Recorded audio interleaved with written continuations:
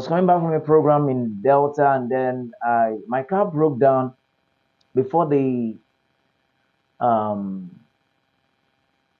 there's this place they call Izuromi Junction or something like that. Now, before the military checkpoints, and it was late at night, almost getting almost around 10 or 11 in the midnight, in the night. And then I was just confused. How am I going to help myself out there? And then suddenly I saw a tipper at the back.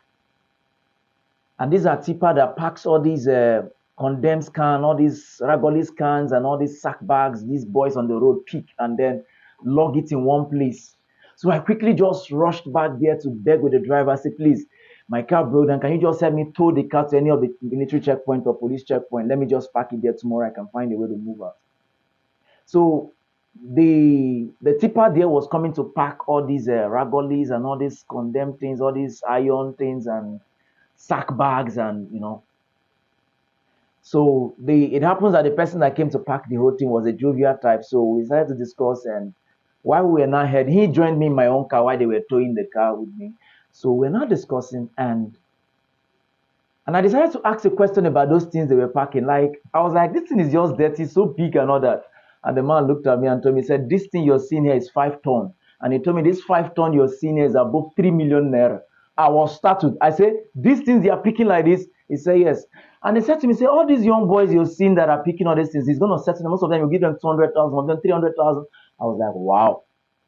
Now, why am I coming from this angle is because sometimes there are things we don't consider valuable because you are here to see how powerful it is and how beautiful that thing can be. I believe so much in dream because sometimes people don't even know that when I prophesy to is also with dreams. I can stand before people and start giving them details of themselves, and they're almost like, wow, you are deep. And I tell them I saw it in my dream. And they be like, what? Dream? Yes. Now, please, if you're hearing me and hear me very well, please, I want it's time for you to start paying attention to your dreams. I know the problem is just that understanding part because the dreams can be so complex. It's almost confusing, but I can tell you for a truth, God still speaks through dream. So Job 33 verse 14, Job speaks and tells us that God speaks in many ways. He said one of the ways he speaks is through dreams. He said the problem is that men don't perceive. The understanding part is where the problem is. And that is why you'll keep hearing my voice every Friday so that we keep getting understanding about our dreams. All right, let me help you one of the dreams people have always had